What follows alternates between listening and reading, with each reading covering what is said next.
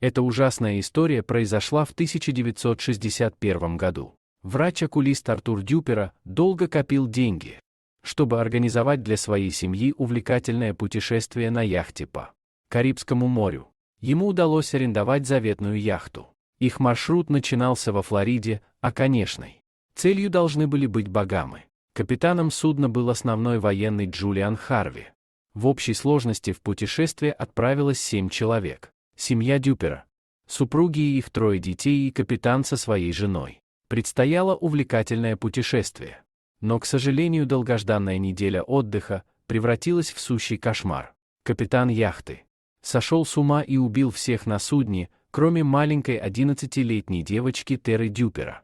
Спустя 49 лет, в 2010 году, пережившая эти события, женщина решила написать книгу и назвала ее «Осиротевшая в океане», где описала ужасные события, произошедшие на яхте, и предысторию случившегося. Как оказалось, со слов Теры, у капитана Харви были финансовые проблемы. Он предварительно застраховал жизнь своей жены и хотел убить ее в путешествии, выставив это за несчастный случай, чтобы получить страховку. Но супруга все поняла и рассказала о замысле своего мужа семье Дюпера. Именно это и стало отправной точкой. Капитан обезумел и убивал всех на своем пути. В ту роковую ночь, когда произошли эти кровавые события, Тера спала в отдельной каюте. Ее разбудил топот и крики на палубе. Когда она поднялась наверх, увидела тело своей матери и брата. Когда капитан увидел девочку, то повалил ее на палубу. Затем он открыл морские клапаны, чтобы потопить судно, а сам спустился на шлюпку. Он попросил девочку подержать веревку шлюпки, а затем ненадолго отвернулся, чтобы достать нож. Харви собирался расправиться и с девочкой, однако она просто отпустила веревку. И он отплыл на спасательной лодке. Убийца не стал возвращаться, чтобы убить девочку как ненужного свидетеля, так как считал, что она обречена утонуть на уходящей под воду яхте.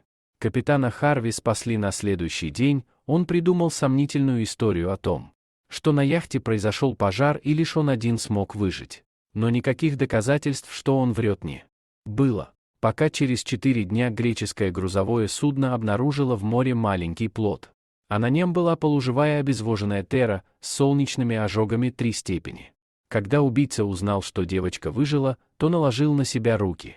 А Теру удочерили родственники, которые никогда не вспоминали при девочке эти страшные события.